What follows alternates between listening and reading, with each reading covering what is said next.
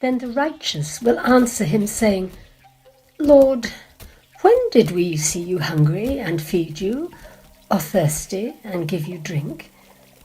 And when did we see you a stranger and welcome you, or naked and clothe you? And when did we see you sick or in prison and visit you? And the king will answer them, Truly, I say to you, as you did it to one of the least of these my brothers, you did it to me.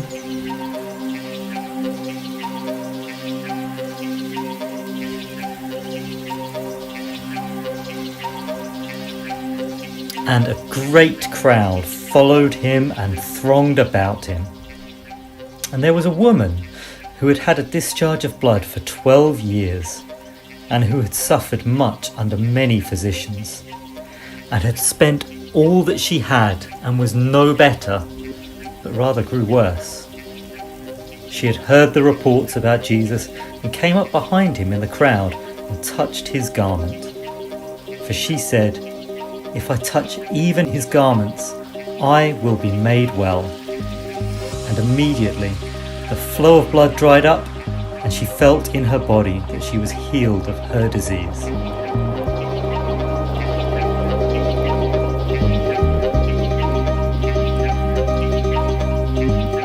My name means true image, but I am legend.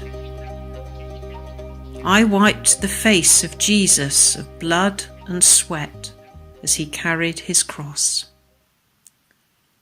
When I looked at the cloth I had used, it bore a perfect imprint of his face. Is this possible? I suppose all of us are called to bear the true image. We are all servants, and we are all called to be Christ-like, to carry our own crosses, to become more like him. Some say that I am the woman with the issue of blood. My faith saved me that day. He healed me, cared for me, even though I could have made him unclean. What could I, a poor woman, do? In this case, more than a man. They'd never have let a man through the crowds, never have let a man wipe his face. That crowd, that hateful, despising crowd. A few days before they cheered for him, all that dancing and carrying on. How quickly it can turn. How fickle they are. Hard faces, eyes that lusted for blood, that enjoyed seeing a weaker person suffer. And the arrogant soldiers too, flexing their muscles, showing off to the girls, beating the crowds with sticks. He stumbled, and I saw my chance. In a moment I was through the lines of hateful faces, through the column of red-cloaked soldiers, past the swords and the clubs, the metal that cuts flesh, the wood that crushes bones, past the words that sear and burn.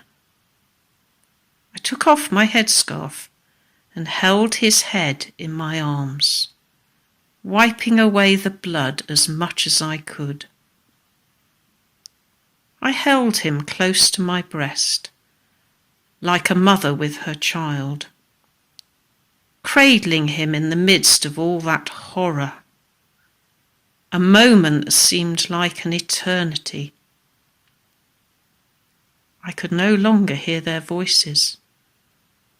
I just saw the man who had cured the sick, given people back their sight. Let them walk again, the man who had made me whole. For as long as I could, I held him, And then they pushed me aside, down onto the road, under the feet of that crowd. If it hadn't been for a kind man who hauled me up, I'd have been crushed. I recognised him, a young man. I knew he was one of his band, one that was close to him. For the least, he said, as he led me to safety.